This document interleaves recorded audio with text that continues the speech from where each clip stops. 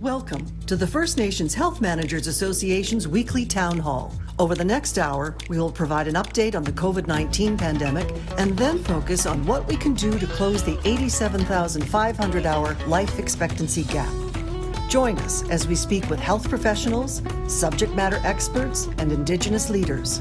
Send us your questions to fnhma@ihtoday.ca. We want to hear from you. And now your host, Marion Crowe. Tansay, broadcasting live from the territories of Mississaugas of the Credit, the Haudenosaunee, the Wendat, the Huron, and many other diverse nations. We are coming to you from Takaronto, Toronto, Ontario, in the studio of our partners, Nation Talk. As mentioned, I'm Marion Crowe. I am your host for the First Nations Health Managers Association weekly town hall. Thank you so much for letting us come into your territories, nations, organizations, and homes where we bring you credible, reliable information, not just on COVID-19, but Indigenous health. We are here to give you back hours. We live approximately 87,500 hours less than the rest of Canadians. So how do we get back our time and close those gaps? We're here to unpack that for you. And if you have a question for any of our guests, you can send those questions to fnhma@ihtoday.ca. Today, we want to talk to you about sleep apnea and sleep disorders. It is not gonna be a snoozer though, I promise you. You are gonna find some very valuable information here on the FNHMA Town Hall. It is such a pleasure to have our all Indigenous men panel today. How about that? The men are representing, and it is my pleasure to sit with all of these handsome gentlemen. The first up is Dr. Evan Adams. Dr. Adams, come on into the crow's nest. Hi, Marion. So nice to see you. I agree. I wish there were more women here taking care of each other. Often there are women there, and I'm so glad to be able to talk about health because, of course, that's my work, and I quite love it. I quite love being with our people and talking about different ways that they can take care. But I think my job today is to give you a COVID update, right? And then I'm going to hang around for your discussion around sleep disorders and sleep apnea. So, Ajishwat, I'm Dr. Evan Adams. I'm calling in from Tla'amin Territory, which is very close to what is now Vancouver. And COVID is with us, though it's ever changing. I think most of us are pretty relieved that there have been some changes for the good, as in there seem to be fewer cases than there have been in the last little while. So, for instance, the number of communities of concern, like number of First Nations communities in the provinces with more than 10 cases of COVID has dropped from last week from 67 communities to 63. And the reason I again talk about First Nations communities in the provinces is because we're not good at counting Inuit. We're not good at counting the Inuit in the north, in the Northern Territories, and only a few provinces have the capacity to count Métis and Métis COVID cases. So the number of communities of concern, dropped to 63. 2 weeks ago, it was 90 communities of concern. There were no new deaths reported over the weekend amongst First Nations people across the country. Amazing. 6 new hospitalizations, but none in the territories. And so this is all good news, but I'm going to talk about the quality of the data in a sec. And as of March 21st, in First Nations communities on reserve, we're aware of 2,374 active cases. And that's down more than 300 cases from 2 weeks ago. So we have 300 fewer cases from 2 weeks ago. However, I should also say that official testing is down, as in people used to rely a lot on lab-based testing, which we could easily count, but now people are relying more on rapid antigen testing, and we're not so good at keeping track of positive results from rapid antigen testing that you do at home. So our official counts are down, and definitely other Canadians' COVID counts are down, but there's still cases, and of course, with public health measures easing up in many provinces and territories, we do expect that there will be more cases, as in these drops that we've been experiencing since the end of January, the peak of wave 4, will start to increase again, and hopefully won't increase too much. Yeah, so the number of active cases today from a few days ago decreased by 147 cases. So 147 cases less today than roughly yesterday. The number of communities with active cases has decreased from 196 to 190. There were 214 communities with active cases 2 weeks ago. So now we're down to 190 communities with active cases. And the total number of communities ever affected during the whole of the pandemic has increased by 2, for a total of 430 communities ever affected, and probably a community near you. You probably have stories about how that went for them. So everyone's talking about Omicron. Actually, maybe people aren't talking about Omicron anymore, as in it used to be a bright part of the news. We were all hoping for the ongoing good news that Omicron was relatively mild compared to Delta. And I should say that that is not quite true for some people. Some people can get Omicron and then have sequelae or long-term effects from their infection, and for them, it's definitely not mild. And the number of deaths and the number of hospitalizations is up because there were so many cases of Omicron, though a fewer percentage of those cases were serious cases. Hopefully that makes sense. So as far as our cumulative case rate, like compared to other Canadians, we're still 2.2 times more likely to have ever had COVID, 2.2 times higher or more likely to get COVID than other Canadians. And our active case rate, like how are we doing right now? We're still about 1.9 times higher than other Canadians.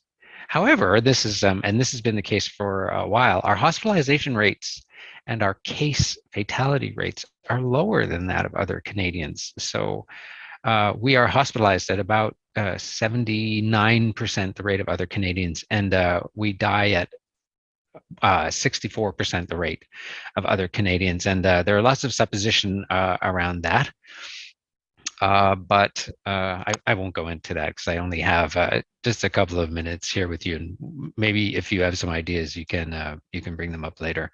So yes, the lifting of public health measures, I think, is concerning for some of us. I'm definitely going to keep my mask on whenever I'm in public because I have parents who are in their 80s and older people, the elderly, who even if they're like triple vaccinated, like my parents, still have quite a high complication and fatality rate because they're so fragile.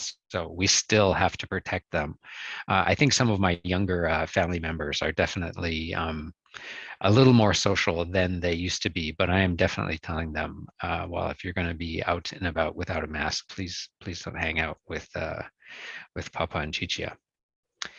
We are also continuing to see that a significant percentage of our First Nations cases are in children under the age of 19 and in women. And this has been consistent over a number of weeks, and we're not quite sure why. We're guessing perhaps because the social situation of our children, that they're going to school. Maybe there are more kids in a single house. Maybe our children are more social or connected to their cousins.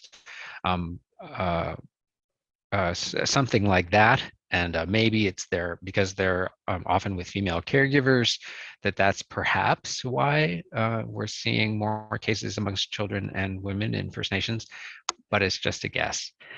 Definitely, we're seeing in all age groups that we have higher COVID rates compared to the general population. So I think I'm going to stop there, and I am going to wish you well with the next part of your show, and I'm actually quite looking forward to it. Dr. Adams, thank you so much for being with us to continue providing that credible, reliable, and factual information here on the First Nations Health Managers Association Weekly Town Hall. Dr. Adams, I really appreciated a lot of what you just said. Ontario is just lifted the mask mandate yesterday, and as a fully vaccinated, boosted Indigenous woman with underlying health conditions and having just got over pneumonia, I too am going to continue to mask up.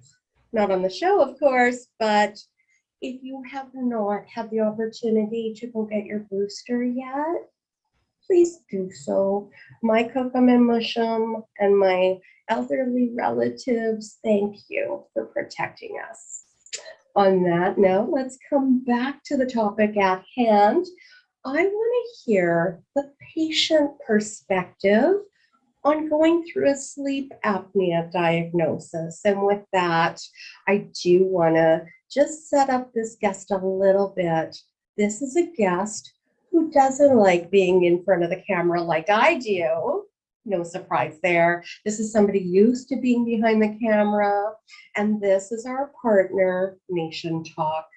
We have a pre-recorded video from Don Barraclough. My name is Don Barraclough. I'm president and CEO of Nation Talk and Indigenous Health Today. I'm a member of Peguis First Nation. It's one of the largest First Nations in Canada, and my grandparents grew up there. My mother was a 60s scoop. She ended up in Richmond Hill, Ontario, where I was born and raised. Nation Talk is an Indigenous newswire service. We've provided over 300,000 opportunities since 2005. We deliver employment, press release, events, tenders, and we've recently started Indigenous Health Today at the beginning of the pandemic to share information about Indigenous people's health and well-being. So we've partnered with First Nations health managers for about 2 years now, doing COVID town halls live as well as broadcasted to APTN. We think it's been an excellent facilitator of information, credible information for Indigenous Canada. Well, we started off just talking about COVID-19 for the entire hour. Now we've moved into, now that COVID's kind of relaxing a little bit, we wanted to talk to you about other content. 87,500 hours is the life expectancy difference between Indigenous and non-Indigenous people in Canada. 87.5, I think if people look at it from that perspective, we'll say, what can we do for our families to increase their life expectancy, but not only the life expectancy, the quality of life for Indigenous peoples in Canada. And this show is to talk about those things. For example, today I'm talking to you about obstructive sleep apnea and sleep deprivation. It's a real thing. It started being looked at in 1986 A lot of doctors aren't aware of what it is or how it affects people's lives. How it affects people's lives, it can take off somewhere close to 6 to 7 years of your life expectancy if it's not dealt with early enough. I got diagnosed a little over 2 years ago. They did the sleep test, and I found out I was stopping breathing about 90 times an hour.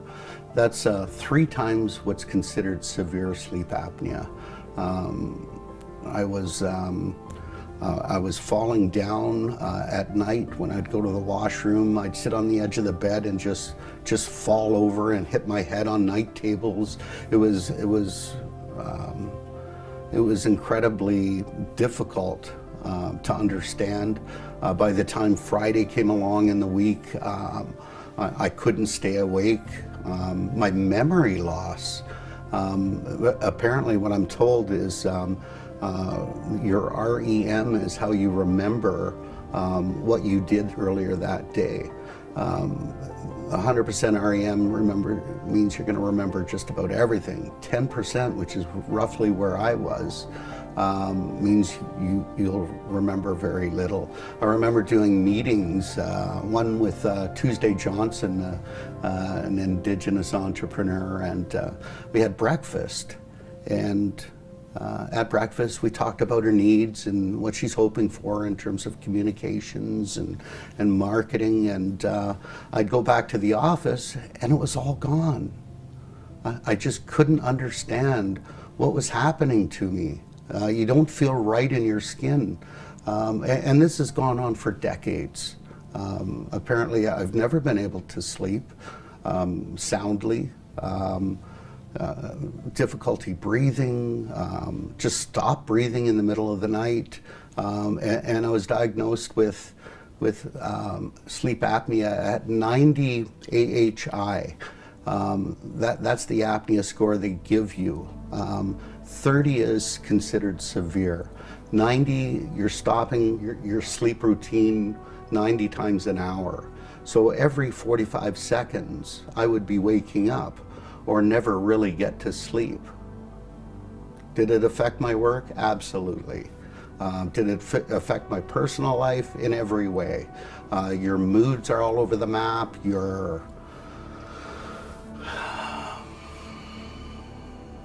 thoughts, your feelings. Later in life, it gets tougher. If I had been diagnosed when I was younger,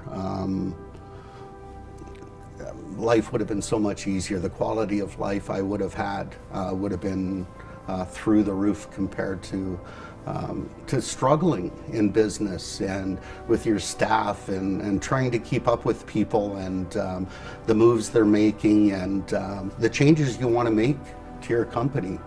The advances you want. We're in the IT business, which changes every day. It's a struggle when you're getting just a little bit of sleep every night. You first run on adrenaline. Your body tries to overcompensate. So your adrenaline is running, you're doing your business, you're trying to make change in the world, and then it just stops. Most of my life I've worked many more hours into the night just to get a decent day's work in. And then what happened, I guess about 2 years ago, because the longer it happens in your body, the more your body shuts down later in life. So you may have bad sleep habits, you may be snoring, you may be stopping to breathe, but it gets worse. It gets much worse. Your body can't take it anymore. You've only got so many heartbeats in your heart, so much electricity, and that's going to stop. And this is where I was headed. Yeah, so after being told to go to the sleep doctor and the sleep clinic and get diagnosed for years and years and years, and I just put it off and say it's not a problem with me. There's also a stigma associated with sleep apnea. It's, you know, you're overweight, you're a smoker, you're this, you're that.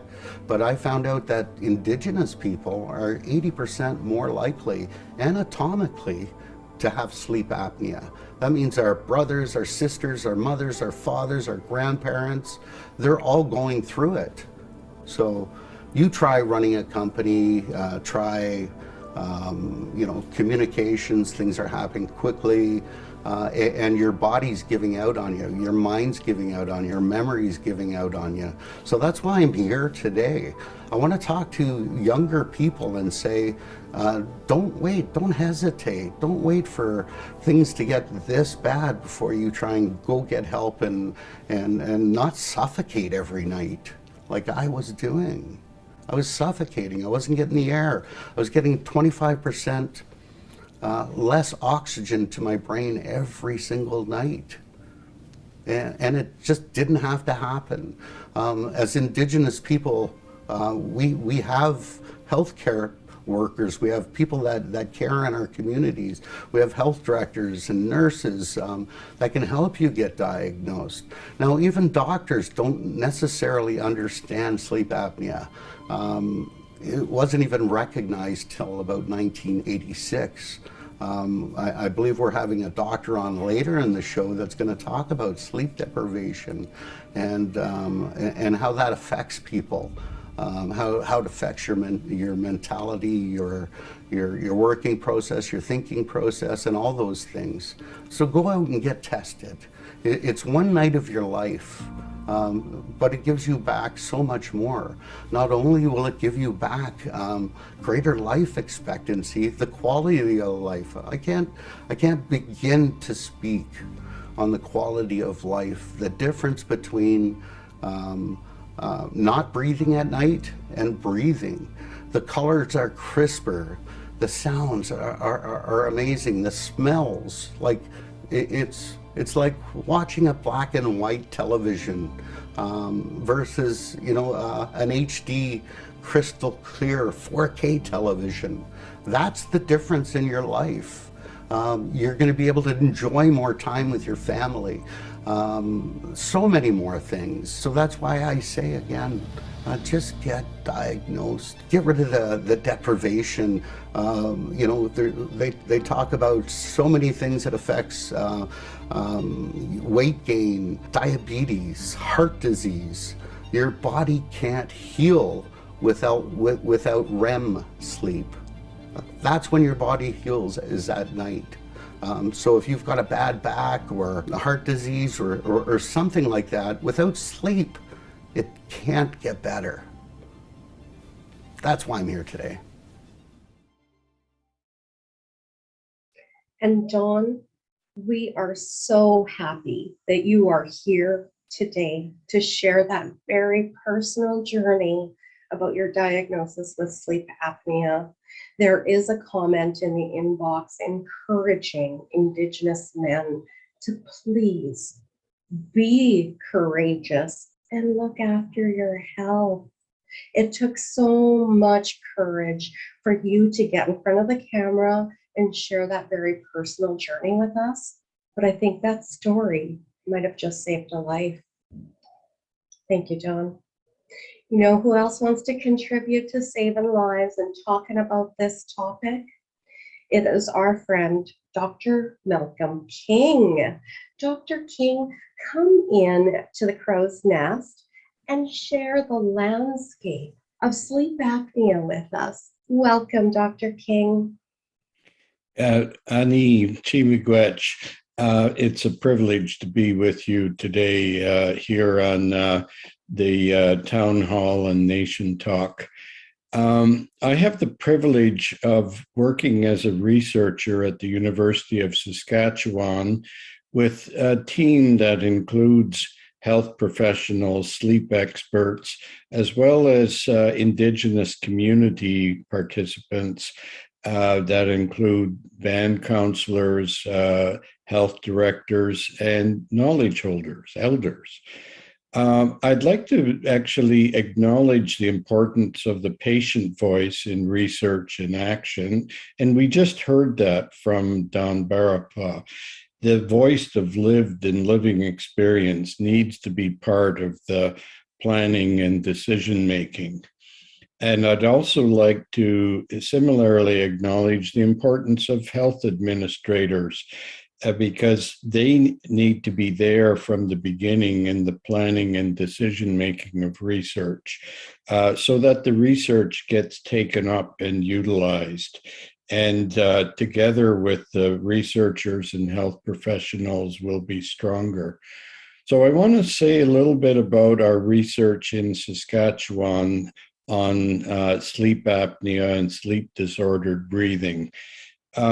So it's taken place really in three phases, the first of which dealt with issues of respiratory health, not just sleep apnea, but other things such as chronic obstructive lung disease, asthma, and so on.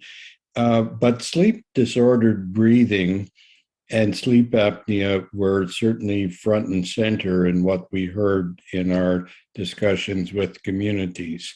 And what the health professionals came to realize is that one of the major issues was access to diagnosis and treatment. And you've heard that in a way from Don.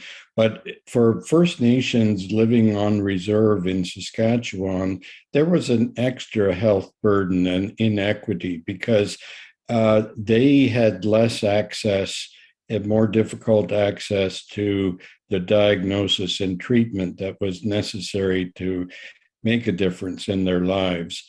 And so that first phase of research, and I give full credit to our lead researcher, Dr. James Dossman, and Greg Marshallton, a policy expert, they produced a paper that led to decisions being made that would improve access to diagnosis and treatment for First Nations, first of all in Saskatchewan, but then ultimately across Canada. The second phase of the research, and one that still continues, is exploring the extent of sleep disorders and their effects on health and wellness in Saskatchewan First Nations. So we've worked now for several years with two Cree First Nations in central Saskatchewan, slightly north. And I'm not naming them because it's up to the communities to name themselves. I'm a researcher, so I talk about University of Saskatchewan, but the communities have their own voice. But in any case, we've worked very well with these communities and come to realize that yes, indeed, sleep disorders are related to such important issues as body size and smoking, but they're also related to other factors such as the adequacy or inadequacy of housing and other issues, some social issues. And so we've produced some papers and also community presentations. They're both very important to illustrate these issues, not just to the communities, not just to the academic world, but to let other First Nations know about it as well. That part of the study continues to this day. There's another phase even planned for this upcoming summer season of getting people more diagnosed and into treatment. And as has already been said, if you feel like you're at risk for sleep disorders, and so many of us First Nations are, please go and get yourself tested, seek treatment. Treatment is there, the testing is there, but you need to be part of the solution. You need the self-determination yourself to go and get that testing and treatment. The third part of the research has just begun, and I mentioned housing as a factor in sleep disorders and deprivation. And this is something that the communities came to realize probably long before we researchers did. And I'm really proud of these two communities because they've taken it upon themselves to lead this third phase of research. The research on housing, what will make it better, what will improve the quality of life in these two First Nations in Saskatchewan, and hopefully provide guidance for other First Nations across Canada and in other parts of the Indigenous world. So this research has just gone on. I already mentioned self-determination. Self-determination is important not just for individuals to go and seek diagnosis and treatment, but self-determination for communities to take control of their health and wellness and find researchers to work with, not the other way around, researchers finding communities. So I'm very pleased to be a part of the team that's working on the issue of housing. So I will close maybe by mentioning that March 18th was World Sleep Day. And this is where the attention of the world turns to sleep disorders. But here in Canada and in First Nations territory, this is Sleep Week, and we look forward to further information and dialogue with First Nations on sleep disorders. So at that point, I think I will pass it back to our hostess. Miigwech, thank you very much. Merci beaucoup. Thank you so much, Dr. King, for setting the stage and informing us and our audience and everybody listening to Indigenous radio about the big picture of sleep apnea and that link to Indigenous communities. I have to say, you stole my line, by the way. World Sleep Day. We really need to think about how our sleep is impacting us every day. And I too will share. I've been diagnosed with CPAP or with sleep apnea as well, and wear a CPAP machine. Ladies, I'm here to tell you, if you do get diagnosed after you go get tested, don't worry. They're not all like Darth Vader masks and scary. You're not going to sound, funny. They're quiet. I have a machine that has nasal pillows. So it's just a little pillow under my nose with some straps around my ears to hold it in place. And I have to say, it changed my world getting that CPAP machine. And let's face it, it is so quiet, it's not intrusive, and the benefits, oh my goodness, I'm telling you, like Dawn said, it's like turning on a color TV. So I just wanted to share that with you, is that I too have sleep apnea, and very personal topic for myself. Before we go to our next guest, I do want to remind you that if you have a question or a comment, you can send those to FNHMA at ihtoday.ca. And folks are watching. Thank you, Gordon, Randy, Yvonne, Jordan, Samantha, Jonah, and Amy. You are getting your credible, reliable information here at the FNHMA Town Hall. Thank you for watching. Now it is time to bring in another pre-recorded message to all you folks, and that is a message from a family physician here in the Mississauga of the Credit Territory, Dr. Jeremy Resmovich. Before we bring his video up, though, I do want to say something about this family physician. an amazing ally to us. And how I remember him is a doctor who was joining the fight for masks at the beginning of COVID.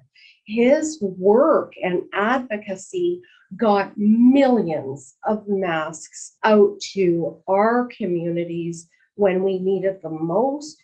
So affectionately, I call him Dr. Rez. I'm so proud that he decided to join us on the FNHMA Town Hall. Let's play the video from Dr. Rez. Hi, my name is Dr. Jeremy Rezelwitz. I'm a family physician in Toronto and an assistant professor at the University of Toronto. I'm here today to talk to you about sleep apnea and why I think it's important. There are three main types of sleep apnea. There's obstructive sleep apnea, there's central sleep apnea, and then there's a mixed version. All of them present with very similar symptoms, but the first one happens to be more structural, and the second one happens to start more from your brain. It's a central problem. When I say structural, and we talk about obstructive sleep apnea, we're talking about the relaxation of muscles in your neck that make it difficult for you to bring air in and out while you're sleeping. Some of the symptoms that might show up with obstructive sleep apnea include snoring or gasping for air when you're breathing. You may have daytime fatigue, because if you're not sleeping, you can end up with a lot of fatigue during the day and difficulty concentrating or memory issues. If you have central sleep apnea, then it's coming because of a lack of basically chemistry between the brain and the diaphragm and the ability to breathe. The problem with sleep apnea is that sleep is 1/3 of our life, and it is quite profound that it impacts the other 2/3 of our life so vastly. Not getting enough sleep can impact your brain, can impact your heart, can impact how we metabolize sugar in our body.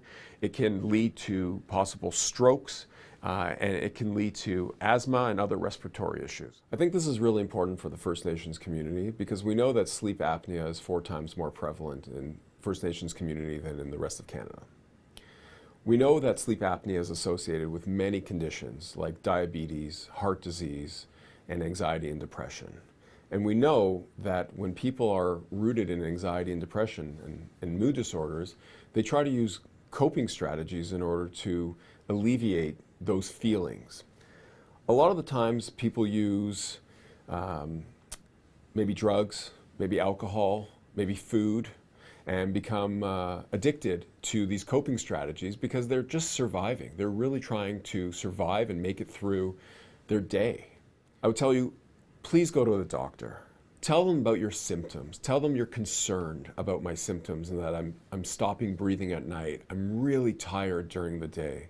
Ask for the blood panel. Make sure that there's nothing going on organically in your body. Make sure that it's not diabetes or your thyroid issue that's going on. Make sure you don't have potassium or sodium issues like metabolic issues. And again, this is for the doctor to decide, obviously, or the nurse practitioner. But the most important thing is to be able to be assessed for sleep apnea and rule out a reversible cause, because there are treatments that can help you. The next step after this would be an assessment. And assessments usually take place either in a sleep clinic or possibly at home with a portable sleep assessment tool. Once the diagnosis is made, there are machines that can help you, whether it's a CPAP machine, which stands for continuous positive air pressure, or a BiPAP machine, which just means that there's pressure going in both directions. Hopefully with that in place, and anecdotally I can tell you from a lot of my patients, people sleep better at night. And after they've slept better at night and there's more oxygen going to their brain, they feel more alert during the day. They feel like they can make better decisions. They feel like they have better concentration. They feel like they're more productive. My last message is to the patient, in that healthcare providers can't do this without you. If you do experience any of these symptoms,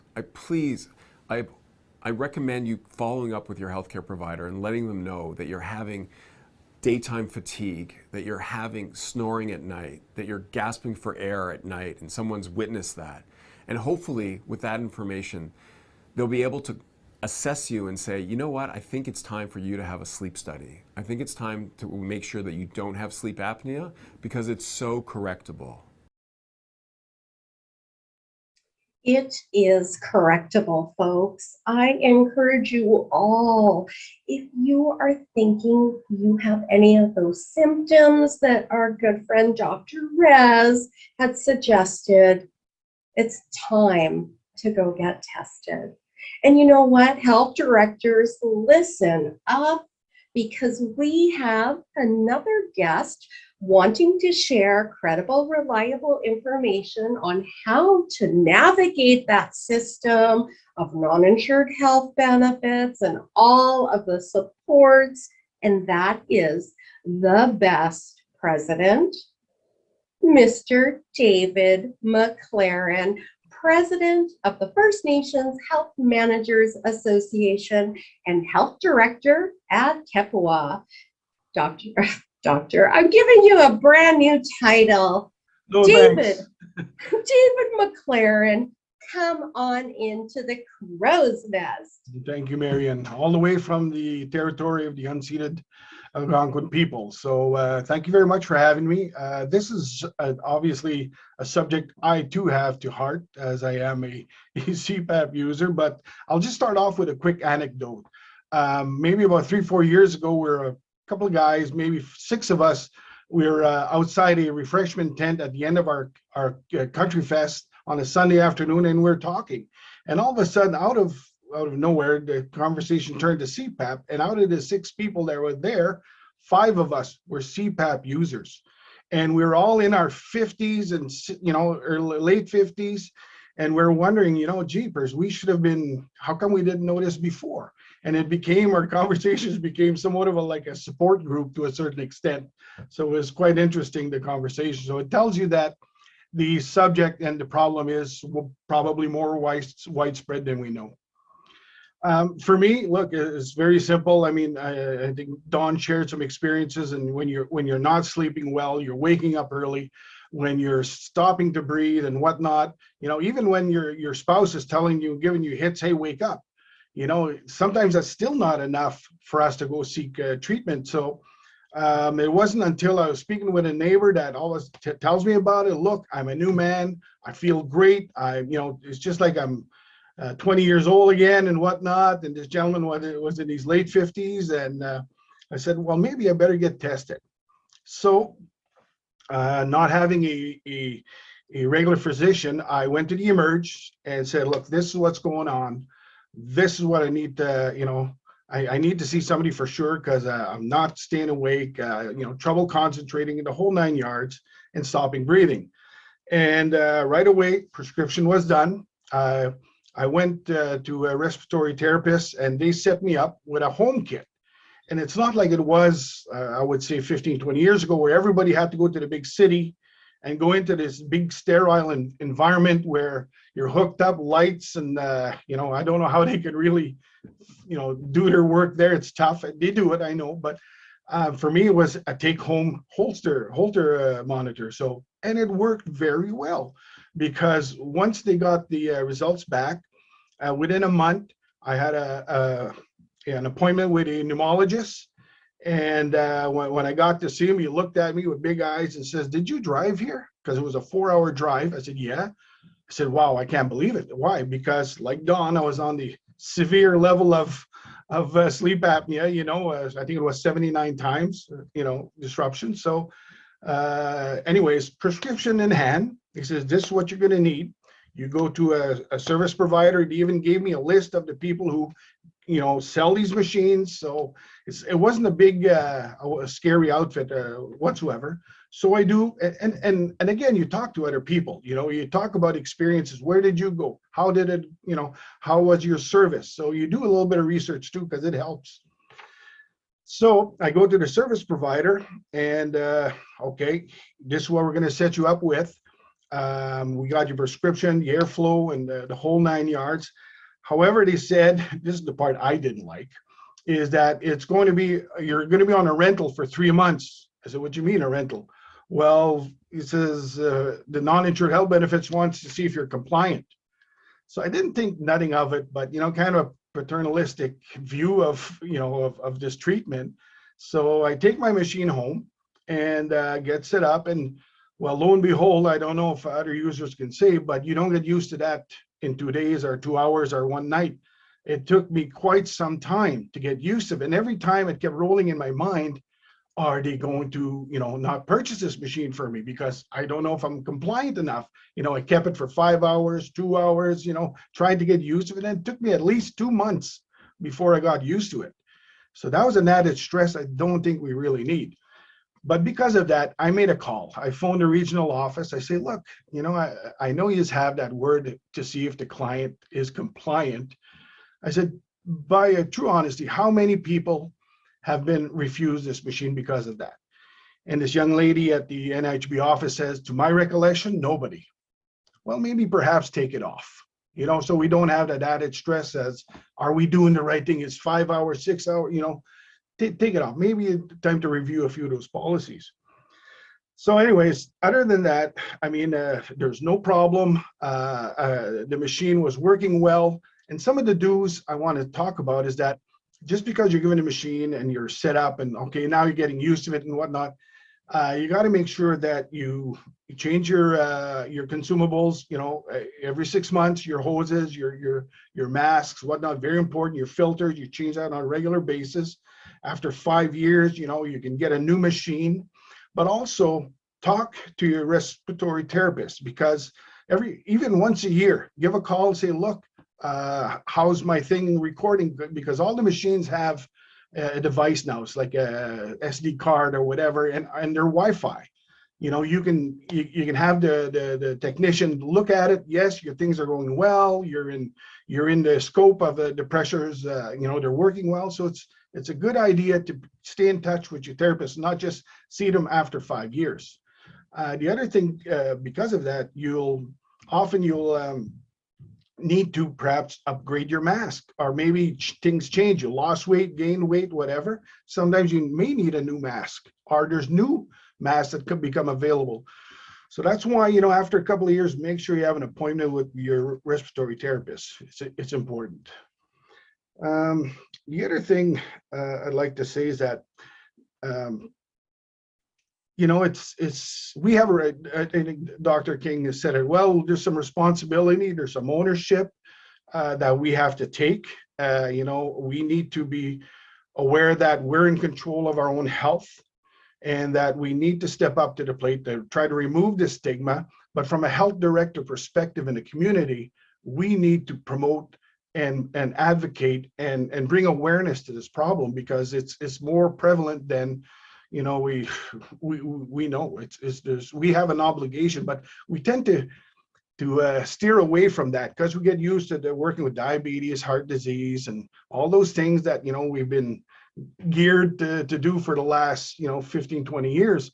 But all these side things and a lot of these diseases and conditions, probably some of them stem from a lack of sleep deprivation. So I think from our health center's perspective, we need to do more of awareness. When I was first diagnosed, for sure, that following year, we made pamphlets and got it all out. But after that, we got back into the routine that it was not part of our health plan. We kind of forgot about it. So I really appreciate the invite to talk about this. It's important. The system is not that difficult to navigate. I just wish that, the words compliance and stuff like that is not there. The fact that we need a justification to have a heated tube.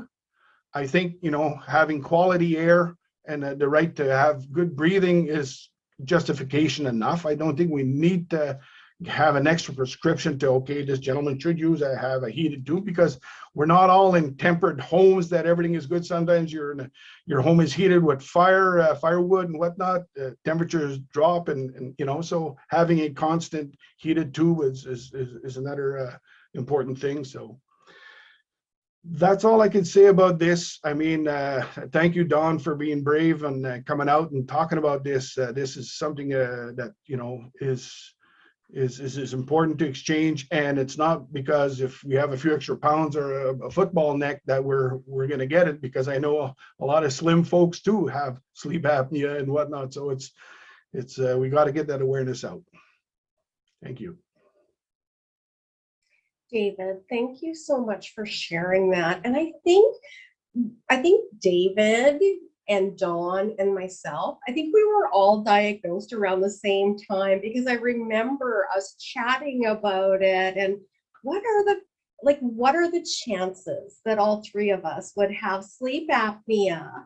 And I have to say, those were great comments as well about, keep that relationship going with your service provider. I recently lost some weight and I still have to use my CPAP, but you never know where you might be navigating towards, and they can accommodate with a new fitting. All really good, relevant information. And Terry, Lee, and Denise, thank you for tuning in and being with us as we unpack sleep apnea. So I am going to shoot in a couple of questions for our guests today. And the first one is actually going to go to Dawn. Dawn, come on back into the crow's nest, because people, they want an update. You were so courageous in sharing that very intimate story. How are you doing now, Dawn? Well, doing really good. Business is really good. With me, it was a little different. It took me 2 years to get the mask right. It kept coming off at night. I think it was averaging around 4 hours a night, which is torture. Like it just is. One of our staff here, he's a cyclist, a competitive cyclist, and suggested I stop eating around 7 at night, and just like that, it fixed itself. I was able to keep the mask on all night, and it's just life's great. Quite happy with the way things look now. So. Everyone out there, the 87,500 hours, it's a real thing. Let's close that gap. Thanks for doing this, Marion. Well, thank you for sharing your story, Dawn. Dr. Adams, as our family physician on the show, I'm wondering if you would like to chime in with some final thoughts after hearing what our guests have been saying. Did you want to just chime in with some words as well, Dr. Adams? Well, I find it really moving to hear from patients, to hear from people who are affected, and definitely apnea is, in my community and in my family, and I know it's quite disruptive. It's quite something to live with. If you can imagine having your airways obstructed many times a night and waking up choking or with this sensation of trying to get out of your sleep so you can start breathing again. And it really has some total body effects, like around your blood pressure and your heart and your wakefulness, your energy, your mood. And I was really glad to hear us talk about it in many different ways. As in, we should have, for instance, the resources to get, say, a CPAP machine. We should be able to get that easily to help us. And we should have good access to other kinds of treatment, and we should have good access to diagnosis. Often as a family doctor, when I would see patients, we would talk about weight loss as let's see what happens if you lose 15 pounds, because it's possible to cure sleep apnea or to reduce smoking or drinking. And so those were always really careful conversations, because you do care about people getting well. You can imagine speaking to, say, your sister about this and saying, I really want you to get better. Can we try that to see if you feel better, to see if your apnea gets better, reduce the strain on your heart, and help you feel better. And I'm surprised how many patients would, and I was surprised how sometimes bringing that up would make people feel bad. It would make them feel, in a way, you would increase their suffering. So it is important for us to learn to be able to talk about making changes, being well. I always tell people we can always go back to basics: good food, good exercise, reducing smoking and drinking. Those are all things that we all need to kind of come back to all the time, and try and make things better for us and our families. So those are just some thoughts, and I hope that that's helpful to people. And it's interesting being when I was a young doctor, and hearing about apnea, I was like quite shocked. I thought that happens, and now as an older man, not even just as a doctor, lots of my friends and family are affected by sleep apnea, for sure. Thank you so much, Dr. Adams. I really appreciate that. And I'm actually going to go and give the final comment to David Mclaren. Come back on in and give us that final. Thank you, Marian. Anyways, really appreciate the work you've done here for our information sharing. It's unbelievable. One last thought, from a non-isolated community, we do have access to certain clinics in a relative, short period of time. Perhaps there should be some strong thought process around providing our nursing stations in more remote communities with these Holter machines. I mean, it's not rocket science to put these things on and get them set up. So that would probably help a lot of, get some diagnosis, up and running, because really it's not complicated. And I think it's something that we should seriously look at. Thank you. I appreciate that. And to all of our panelists today, thank you so much for bringing this topic to our attention, for sharing your wise, wonderful practices, and for advocating for those members of your nations who can breathe better at night. Every breath counts. So do yourself a favor. Go get tested if this is something you think you are concerned about, and get back not just hours, but quality hours. And with that, thank you for watching the FNHMA Town Hall. Until next week, stay safe, stay healthy, and hi, hi.